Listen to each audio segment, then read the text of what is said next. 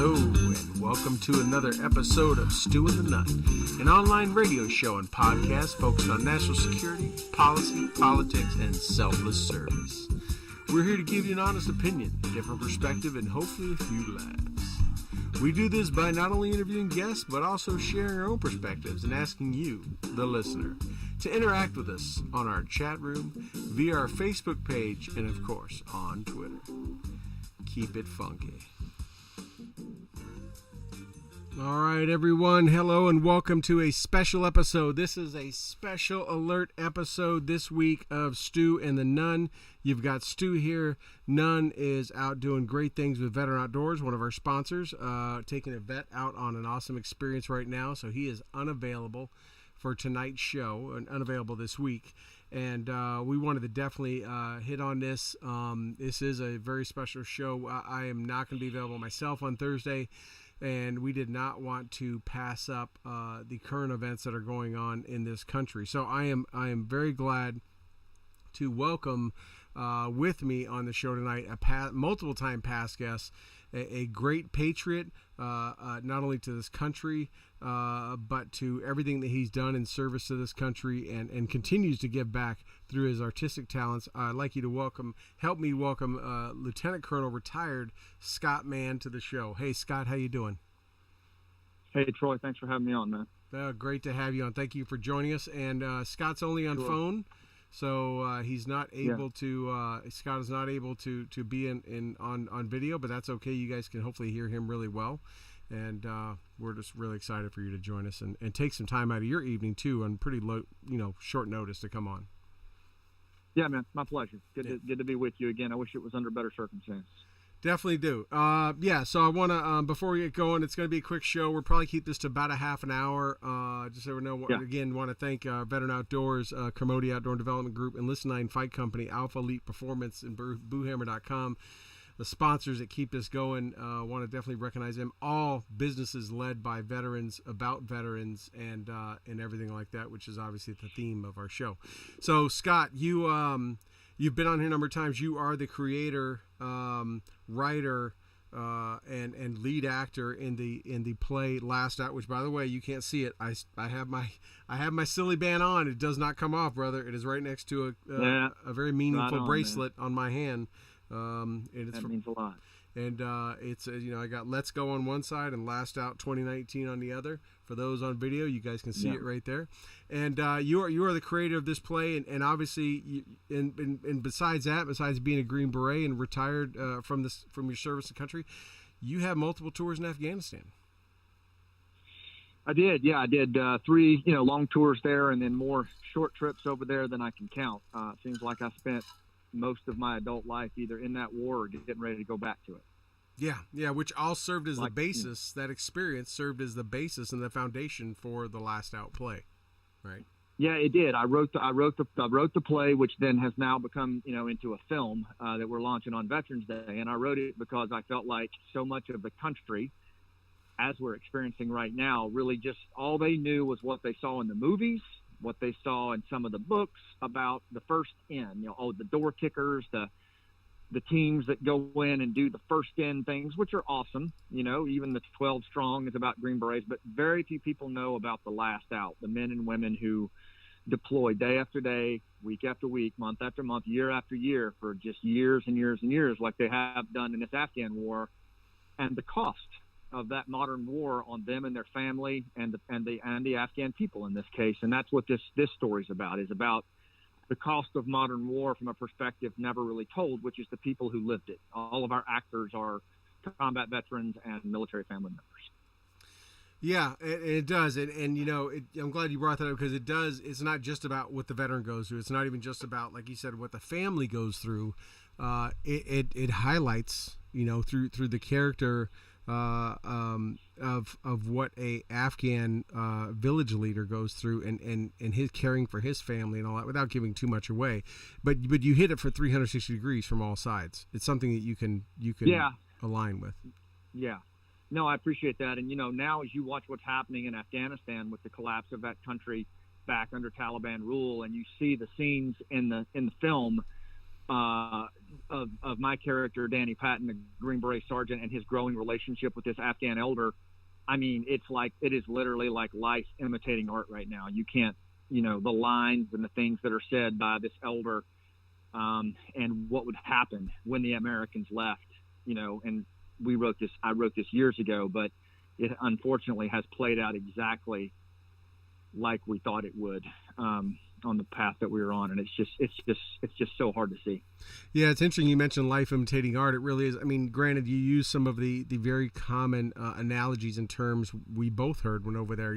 Things like, you can never buy an Afghan, but you can rent them. Americans have the watches, but the Afghans have the time, which, interestingly enough, I've heard more in the last couple of days by all the pontificators on the news than I'd heard in a long time. But you use those because that was the culture, right? That was, those sayings they're not just niche buzzwords right now. That's truly the way the Afghans felt. No, exactly. And there's a lot of perspective about Afghanistan that, I think, we even now we think that, like, turning Afghanistan into a democracy and these other things and trying to create a modern army that, wears Oakleys and dips Copenhagen, like that's not who they are. And there's a lot of misconceptions out there about this country. And I'm hearing, even our highest level politicians accusing the Afghans of not fighting. And let me tell you something, they bore the brunt of this war. And in the last 5 years, tens of thousands of their soldiers and police died in this cause. And for us to even insinuate that they have not, carried their share of the burden is egregious, in my opinion. Yeah, I mean, interesting you mentioned it, right? Out of sight, out of mind, another common term in our Western society. And we weren't publishing death rates of Afghans. I know in my time over there, there was lots of times we lost our Afghan soldiers on missions. And, my family knew, or maybe people that read my blog, but obviously we were never publishing those numbers. And it was happening at a rate and at a cadence that it was almost commonplace, right? Whether they were dumb accidents by them, ill-disciplined, poor, not watching where they are, maybe just doing something dumb or just stepping in the wrong place or actually in the fight and just not being good at cover concealment or whatever it may be. It was happening so much, it almost become like, okay, we lost another one, but when you think back in hindsight, right, is 2020, same thing. I look back and I look at the number, not only just security forces, but the civilians that were lost from motorcycle accidents, from walking across a minefield, from whatever, maybe a kid being hit by a big jingle truck flying down the road. I mean, just a number of incidents had happened. Yeah, and again, we tend to kind of project what our view is on that culture, and there's a lot of people that are like, we shouldn't be over there, we should be pulling back. The fact of the matter is that we were hit on 9/11/2001 by a global extremist group that had a power projection capability unlike any terror group we've ever seen, and it was launched out of the strategic safe haven of Afghanistan, largely because we had no footprint or presence on that ground, to include no relevant counterterrorism capability on the ground. And guess what? That's exactly where we are right now, 20 years later. And to my brothers and sisters that are looking at this going, okay, what was the point? Was it worth it? I believe it absolutely was. I believe that we kept that global terror group at bay for 20 years. We disrupted dozens, if not hundreds, of attacks by the work that our warriors did on the ground and our interagency partners did. And ultimately ended up taking out their leader. And I think good work was done. And frankly, had we stayed the course in Afghanistan and maintained a footprint of advisors and counterterrorism experts, I believe Afghanistan could have stabilized over several decades. But, unfortunately, that's just not what happened. Yeah, it's a good point. You mentioned that, and the fact that that foothold. I mean, we're still in Korea, we're still in Germany, we're in many places around the globe. We maintained bases, and I said from way back when that I always expected. I mean, I obviously was hoping we'd draw down in this war and win it and all that, but I was always saying we better maintain a presence here. We never had that foothold in that part of the world around so many of our adversaries, whether it be China, Russia, Iran, Pakistan, you name it. And, it gave us a launching base, if you would. It gave us a place to exercise human intelligence and signal intelligence and everything else, and also just be a deterrent and a show of force in the region of, hey, we always have a brigade here, or always have whatever we would have. I always expected us to have that, right? Yeah, we'd pay some money. We would keep the Afghan government. We would be paying them something just like we do Germany and Korea and all that. But we would have to, our soldiers and warfighters deployed there would have to follow the rules, right? They couldn't just go off and do whatever. They just like in Japan and Korea, you get prosecuted by the local courts if you break a civilian law. But we should have still had a presence and maintained a presence there, if nothing else but a deterrent for that part of the world. We have given all that up, and there's no way we're getting that back. Well, not unless something bad happens, and that's the problem, right? And the other thing is, we packed up our embassy, and the ambassador, they lowered the flag. He flew out with the flag, as is customary when we retreat from an embassy, and it looked hauntingly like the picture of the Chinook flying into Saigon in 1975. But guess what? Embassies are open today in Kabul. The Iranian embassy's open, the Russian embassy's open, and the Chinese embassy's open, and they're open for business, and they are doing what they do in a country that has the precedent for the biggest safe haven, for the largest attack ever launched against the United States. And my concern is we have opened ourselves up to the jihadist websites are white hot right now. They are lit up and they are fired up, and I think we just need to be ready for what comes from this. Yeah. Interesting. You mentioned it. I never thought I'd see the Russians back in there. And I was what you saw when you were there, but I know when I was there, they still in 2006, 2007 despised the Russians because of what they did to that country. And they practically almost committed genocide there. And I never thought they would ever allow a Russian to step back into that country. But for them to have an embassy there is pretty telling that maybe time has healed, if you would, or just generations have changed over, and some of they just have forgot. They just weren't around when that happened. But I want to hit on a couple things real quick. One thing, yeah, I was on air today, WBN, with Dave Bellavia, Medal of Honor recipient, his show, and I've been on it the last few days. And one thing I brought up, and interesting in your perspective, Scott, because and I'm bringing this up because as you have toured this play in 2019 and all around and have met and talked with so many Gold Star families and veterans across that span generations, you could probably definitely align to this. One thing, there's a veteran crisis hotline, right? It's 800-273-8255. You and I both have been talking a lot the last few days. A lot of our peers and cohorts and stuff some are struggling. Gold Star families are struggling dealing with this. And so I want to make sure people realize that they have that number and that it is it's someone to call. But one thing that I kind of had an epiphany about was, and I mentioned it to Dave today, was I'm also very worried about our Vietnam veterans who this may be ripping back open a wound that they were able to just heal over time. And I'm very concerned about that. I'd like your perspective on that. Yeah, I've been talking to several, and it has. I think it's been very triggering for Vietnam veterans. I think it's been very triggering for Gold Star families and our veteran population post 9/11, both Iraq and Afghanistan. And, what I can just say is what I said a few minutes ago is first and foremost is we need to know and you need to know that you did the most honorable thing you could possibly do, which was go when your country asked and others didn't, and serve something bigger than yourself. There is no greater love, right? There just isn't. There is no greater love. And it is hard to make sense of the decisions of policymakers and bureaucrats, but throughout time immortal, warriors have had to bear the brunt of the decisions of policymakers and politicians. And if we judged ourselves on that alone, we would be some miserable SOBs. And I just think that we have to help each other right now. We need to check in on our buddies. We need to call. We need to, don't assume anything. We need to be there for each other, and because this is a tough time. And what we need to remind each other is that a lot of good was done in Afghanistan, and no one will ever convince me otherwise. And it was the stuff that did not happen that was noble, and that was protective. And of course, a larger population has trouble, particularly in this materialistic mass technology environment, of even taking note of something like that. They didn't even notice in many cases, as we talk about in the play, that nothing happened. But that doesn't mean that great sacrifice wasn't made keep that silence in place. And so I do agree. Our Vietnam population, we need to really check in with them. For them to have to witness this twice in their life is unthinkable. And the best thing that we can do right now is just be there and be our brother and our sister's keeper.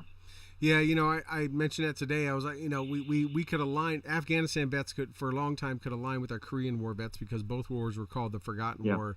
And especially when Iraq was raging in the mid 2000s, it really was. Never thought we would align with our Vietnam population and with this happening, but it makes it more painful for me. One, as a son of a Vietnam vet, multiple tour Green Beret Vietnam vet, and a lot of his friends and cohorts, but also the fact that we are looking at not only now can we relate to them, but this was the generation I mentioned today. This was the generation that went out of their way to welcome us back because they were so wrong. They made sure. They were the ones at the airports shaking our hands, saying goodbye, running the local event to honor veterans because they wanted to make sure. And I've lost count the number of Vietnam vets that said, I'm doing this because I never want to have happen to you what happened to us because of the way they were treated. And even though the outpouring of affection and appreciation, all that stuff is definitely far and above beyond they ever received. Now that this whole thing going on, like I say, it's been referred to in the last couple of days, Scott, that this was Saigon on steroids. And I gotta say, whether it's a Chinook, there's Chinooks landing on both. You can take a Huey with someone hanging off a skid, looks pretty bad. A C-17 with somebody caught in a wheel well and 3 falling off the aircraft at 1,000 foot above ground level is Saigon on steroids. It's much worse than a helicopter. Yeah, I agree. The only thing I would say maybe a little bit differently than that is that, at least we were thanked for our service and we had yellow ribbons waiting for us when we got home. Our Vietnam population had dog crap thrown at them. And, for them to, like you said, for them to do what they did to help us come home, I just think speaks volumes to the type of warriors that they are and the type of mentors that they are. And, man, are we lucky to have them, huh? Yes, absolutely. And through their suffering and their humiliation done by their country, every single one of us since Desert Storm has benefited, if not before that. They have made sure that 100%. Yeah. 100%. And that's why we honor him in the play. There's several lines that Danny's my character's father was in Vietnam. And we honor our Vietnam veterans in the play as truly as our ancestors and mentors who showed us the way. And they're going to have to do that now too, I think, as we try to cope with this, what they've been coping with for years. And I have no doubt that they'll show up for us, but we need to show up for them too. And just remember that at least people thanked us for our time. They got none of that. And so for them to have to witness this again, I can't even imagine it. I can't even imagine what that must be like for them. And I just hope that they know that we love them. Yeah, absolutely. I want to swing on something else, and that is the timing of this. You and I both being, retired military, we know a few things about tactics and techniques. And, one thing I looked at is, and it was, we have this saying in the military, right? We train to standard, not to time. And I feel like that was violated. I didn't agree with a lot at how that short speech that the president did yesterday by taking a few minutes away from his vacation did. But I do agree to some degree of look, whether we're not going to be there 15 more years, we're not going to be that. However, I just look at this from maybe simple first sergeant's point of view is that why would we not have not worried about a September 11th, 20th anniversary date, but waited till December when the passes were frozen over, when the snowfall would have kept people from moving in mass, enemy moving in mass, and then pulled our soldiers out, left a footprint there like we talked about, but pulled the bulk of our soldiers out and left that footprint, and given the Afghan security forces a buffer, whether it's 2 or 3 months, to get used to what it's like after 20 years of not having the U.S. right there behind them ready to call in close air support or medevac or whatever, and give them a chance to, even though we've been telling them for almost 20 years, you need to be ready to take this on yourself. They would have really, we would have kicked the training wheels off. We would have still been in country and that kind of stuff, but they would have been a much better place to drag this out, or maybe actually defend their country and hold the line before the next fighting season happened, versus doing it in the middle of the fighting season when the Taliban could empty those madrasas out of Pakistan and rush as many people in as possible as fast as possible. Yeah, I think it was a disaster of epic proportions. I think that this administration is going to have to own it. But frankly, I served under 3 administrations in the course of my work in Afghanistan, and I was pretty much underwhelmed by all of them. I felt like the politicians that prosecuted that war were not up to the task, nor were they even dialed in like they needed to be to what was actually happening in that country. And I'm not giving the Biden administration a pass. I think they're going to own this throughout history. They're going to have to own this, and I think there's going to be a real reckoning for that.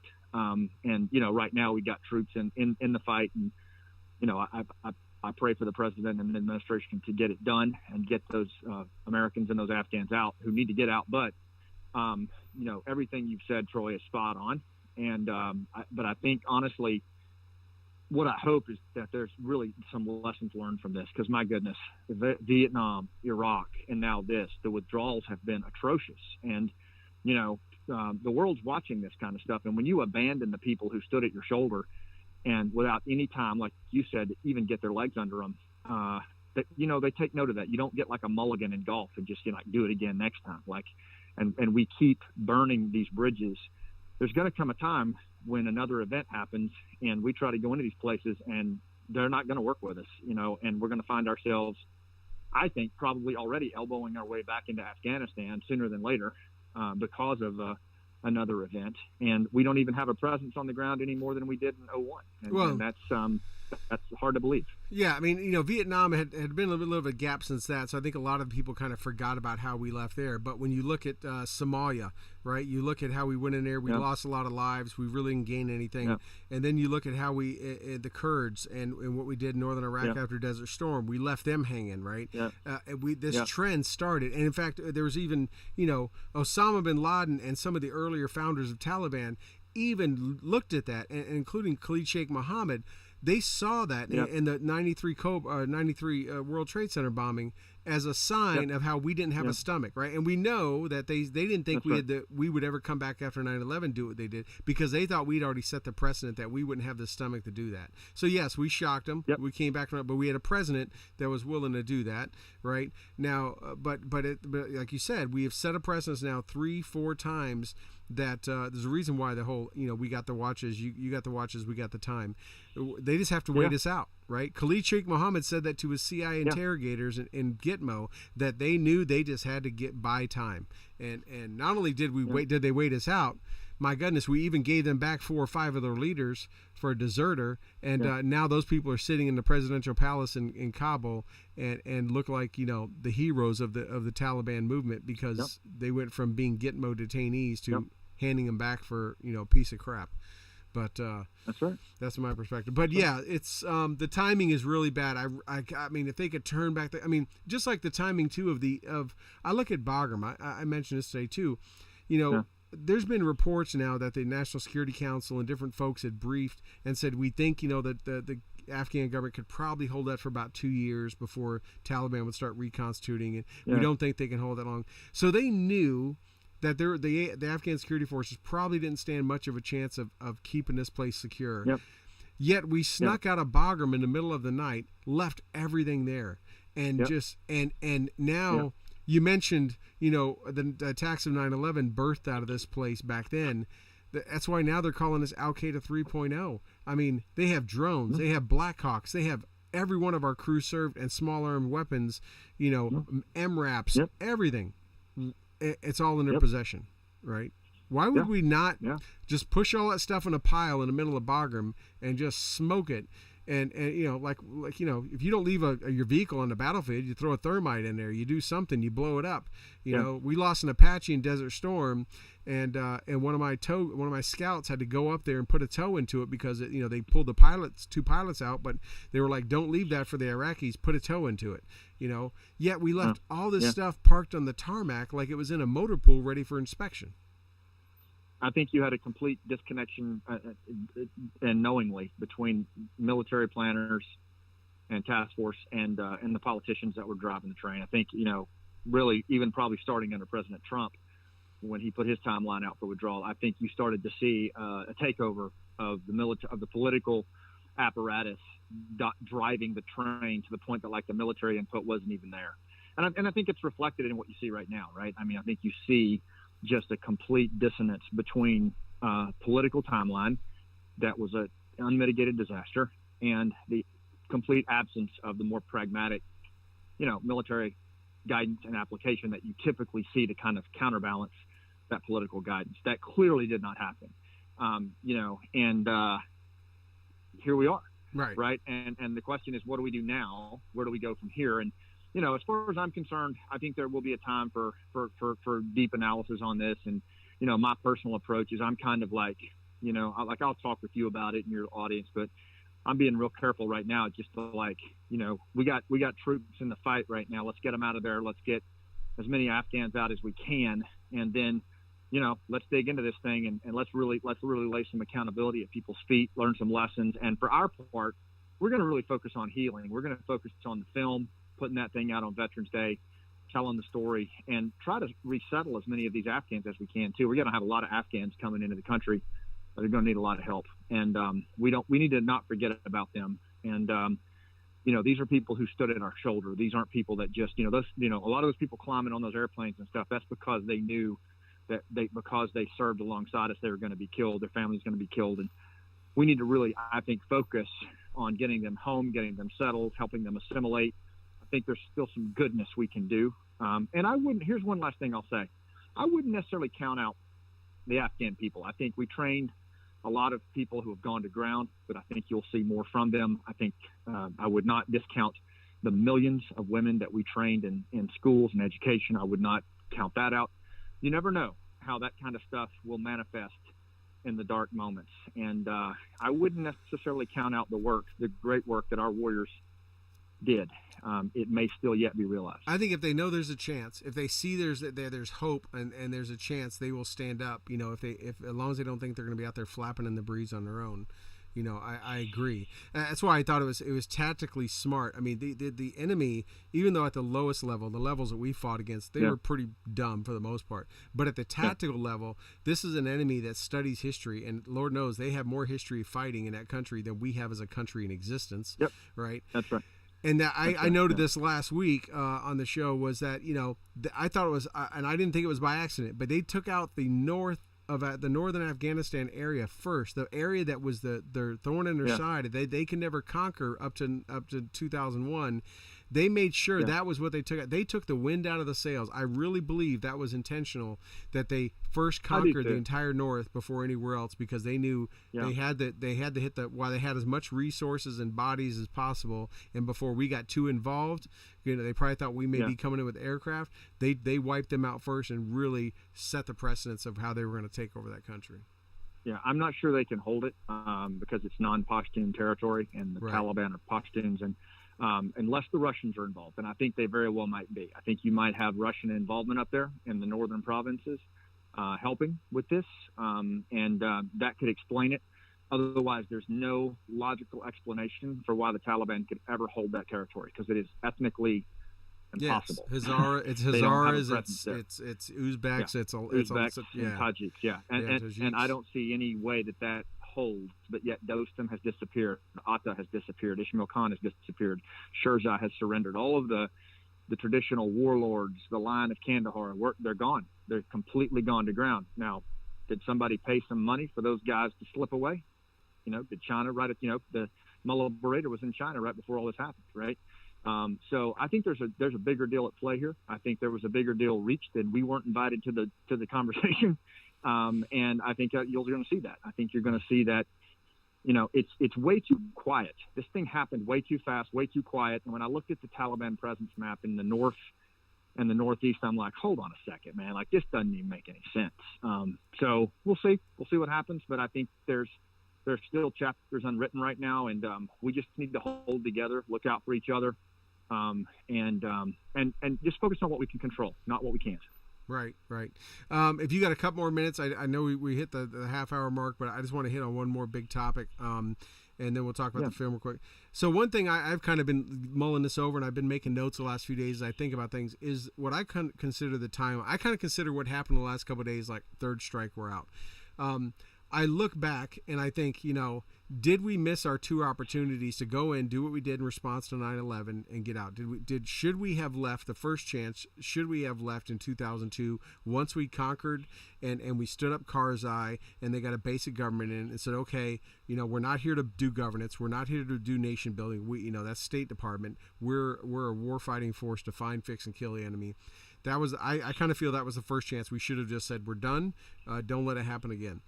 The second chance, I feel like the second milestone would have been after 2011, after we took out Osama bin Laden. Then we could have said, okay, done. You've had almost 10 years pretty much of us being here and getting a lot of stuff in place. We took him out. The enemy's licking their wounds. Their great guy is gone. This is yours from your standpoint. I feel like after we passed those two milestones, that there really was no other culminating event for us to wrap this up and put as best a bow as we could on it. But interesting in your thoughts on that. Well, I'm taking the Green Beret perspective, and I wrote this in my book, Game Changers: Going Local to Defeat Violent Extremists. In 2010, we made an epiphanal change in how we were approaching. We got back to our roots, and we started working by, with, and through, and local tribes. And in very short order, 18 months, we created a level of momentum that hadn't been seen really since the Taliban were routed in the early days of 2001. And what I will tell you is what we did was we simply reset back to the way from 1920 to 1970, King Zahir Shah had actually governed the country, which was local tribes, local communities standing up on their own, with just a loose affiliation with the Afghan government. So, in other words, what we were doing was we were working with the partnered Afghan forces, the commandos, but we were also out in those villages, in the communities, helping locals stand back up on their own again, not trying to make them a democracy, but just helping them restore their systems like farming, grazing, dispute resolution, the stuff that no one gives a crap about, but that is everything in this society. And it's what Green Berets, Marine Special Ops, expeditionary diplomats actually do. And it's frankly what we should have been doing as soon as we invaded and we routed the Taliban. We should have rolled in at a local level and started working with local communities to build resilience, stand up on their own, restore what was there in the 70s, and they would have taken it from there. That's what I think should have happened. And if we ever go back in that country or another country with forced entry, instead of these big counterinsurgency footprints that are a colossal piece of overkill in a tribal society, we need to immediately reset to local footprints, bottom up, capacity building with tribes. That's what we need to do next time. Yeah, it's a tribal society, right? We always called Karzai the mayor of Kabul. He had no influence outside of Kabul, and it is 100% tribal society. And taking that FID mission down to that local level, independent teams. That's right. Yeah, and it works. Yeah. We've been doing it for years, and it works. We've been doing all over the African continent, South America, Pacific Theater. Works. Yep. Yeah, it works. It's a viable. It's not just a military. It's an interagency whole of government option. We've been doing it for generations, and it actually works. The Marines wrote the book on it called the Small Wars Journal or the Small Wars Manual. And so, this is something that we need to learn from, and I think we need to get back to that and stop trying to put these big, massive footprints on these asymmetric problems. Yeah. Well, look, it comes down to this. Since the Korean War, we've had too many suits and not enough boots, right? That was pretty much in my limited knowledge of history, right? I kind of look back at that of when we wouldn't let push past the Yalu River is when we started having politicians making command decisions on the battlefield, right? And it's happened ever since then. For sure. But hey, well, Scott, thank you so much. I promised you I would keep it to a half an hour. I just went a few over, but before we go, no worries. And what would I'd like you to give you a chance to hit on again on the film on The Last Out. It's been a phenomenal play. You've turned it into an awesome film, and kind of give our listeners and viewers kind of a last minute update on that, and then I'll let you go. Yeah, so Last Out, Elegy of a Green Beret is the story about the Afghan war told through the eyes of a Green Beret sergeant who goes back and forth to the war over and over again, and it shows you just a personal journey of not just this warrior, but also his family, the impact of it on the Afghan people. And it's just it's 4 cast members, combat veterans and military family members.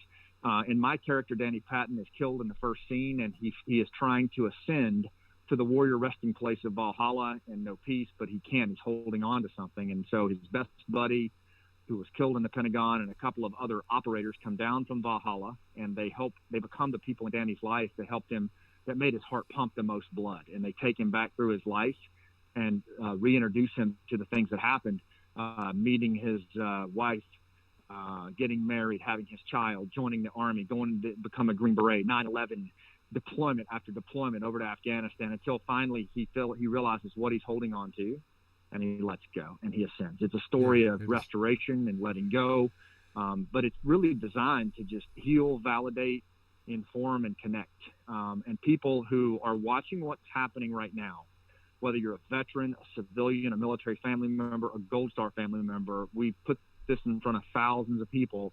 And what they always say after they watch it with tears in their eyes is every American in the country needs to see this story. It is old school storytelling, and it will give you more emotional connection to what's happening in a healthy, cathartic way, so that we can at least come together around the sacrifice and the story and find a way to heal and move through this and learn. And that's what societies have done for thousands of years. And it's what our nonprofit, The Hero's Journey, is using this film to do. So we're going to release the documentary behind the scenes about the play on 9/11, and we're going to release the film on streaming, Amazon Prime, Apple TV, Google TV, and Roku on Veterans Day. And all the proceeds will go to our nonprofit that helps warriors tell their stories in these rough times as they come home from war.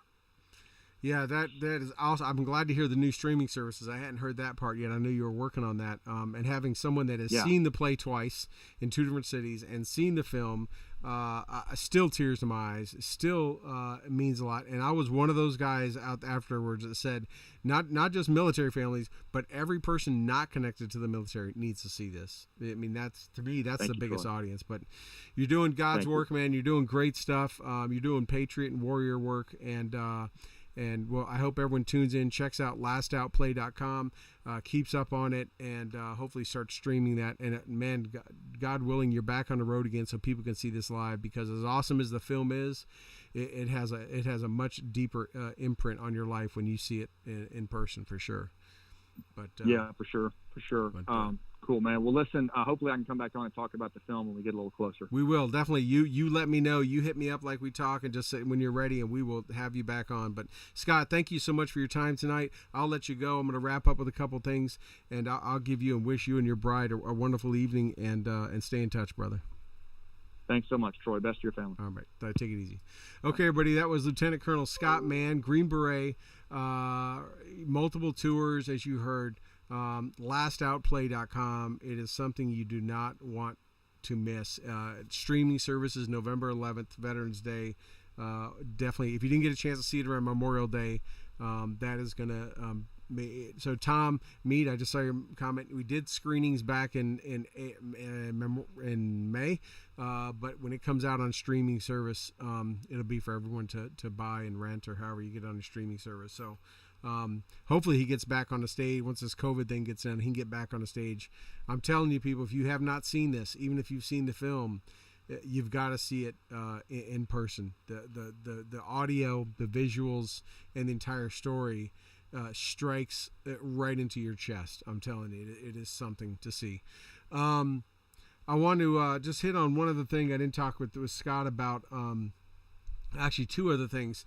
There's something I mentioned today on the air with Dave, for those that didn't hear, but one, I thought it was very interesting, the parallels that I drew between what we saw happen on the Kabul airport over the last 48 hours with people, climbing a wall, going across a fence, and charging a airfield, and then eventually charging onto a plane, and what we have seen at the southern border. And I thought it was interesting. I don't think it, obviously they weren't thinking of one versus the other, but the parallels, just like the parallels between Saigon and a helicopter lifting off and a C-17 lifting off and people falling out of it, are very similar. Different time frames, obviously, and different, equipment, but, illegals charging through the border, pushing through gates, throwing kids over the fence, everything else. I mean, it is just, it's just as eerily similar to that as what we just saw in Afghanistan. And just like the people on the southern border that are trying to get to America to survive, have a better life, and live in safety, that's what we saw in Afghanistan. People not wanting to die at the hands of the Taliban, be tortured, raped, and everything, and doing whatever it took, including some trying to hold on to a military airlift aircraft that as it took off, and knowing darn well they weren't going to, I would think they knew they weren't going to be able to hang on, but they'd rather die trying than stay there and go through whatever they thought they were going to go through, and probably would. So I just thought that it was an interesting parallel to draw, just as we draw the parallels between Vietnam and Afghan and how that happened in 75 and how this is happening. Again, the other thing is that, for those that don't know, you saw the pictures of the plane. Roughly 640 Afghans and about another 150 Americans, from what I understand, jammed onto that plane. 800 packs have never been on a C-17, from what I know. And now that we find out, the footage is out there that that we don't know. I know Scott mentioned that some of those were interpreters and stuff. We don't know, but they were the people that ran across that wall, that ran across that tarmac, and the footage is out there now showing them jumping up into the ramp was down on the aircraft as it was taxiing, which is not uncommon. They do that a lot for C-130s and everything.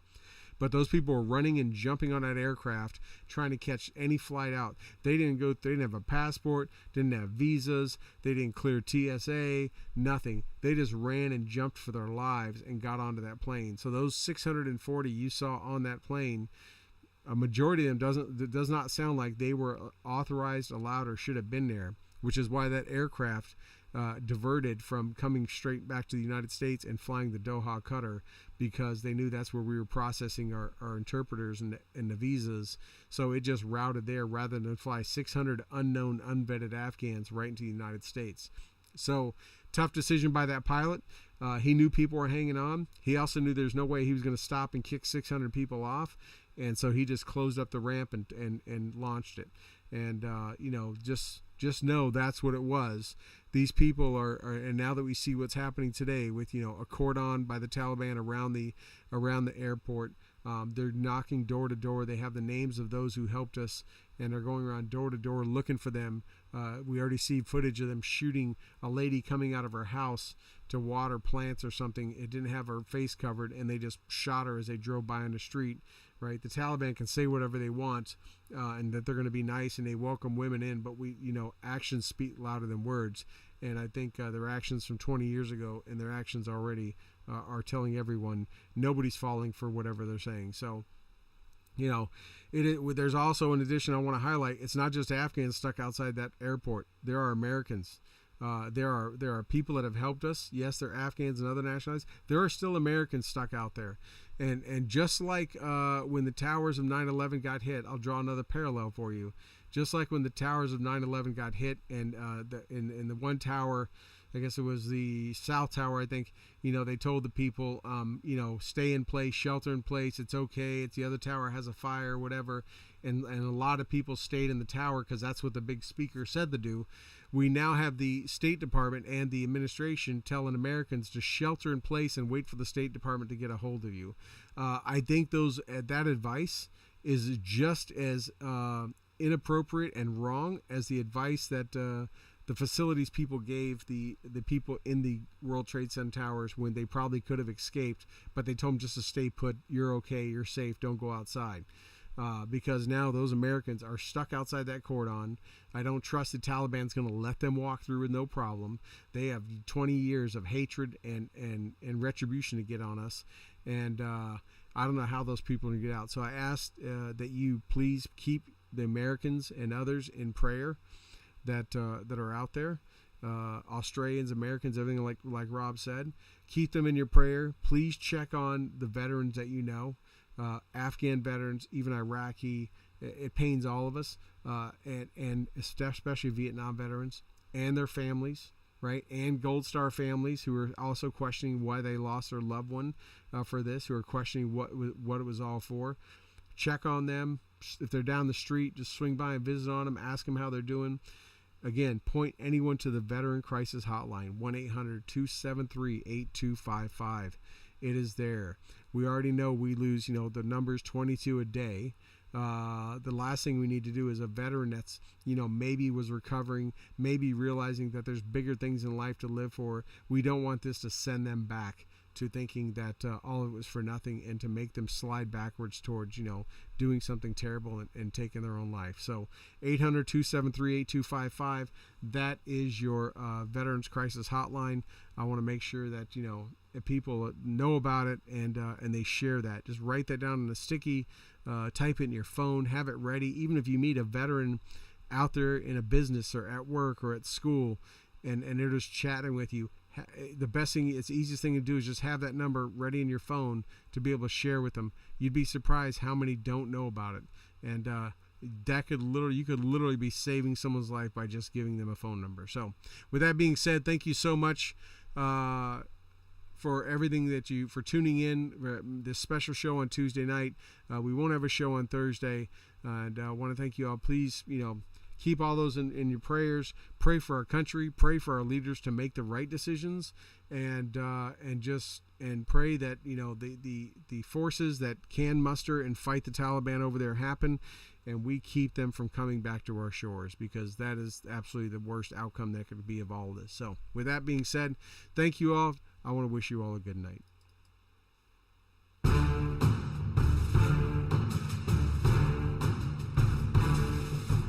Well, that wraps up another episode of the Stu and the Nunn Show, and we hope you had as much fun listening to it as we did hosting it for you. Don't forget to like our Facebook page and follow us on Twitter. You can find all these links at stewandthenunn.com. We will talk to you again next Thursday at 8 p.m. Eastern, 7 p.m. Central. Also, we'd like to thank our sponsors, Commodity Outdoors, Veteran Outdoors, Enlisted 9 Fight Company, Warrior Media Solutions, and BooHammer.com. Thank you again, and have a good night.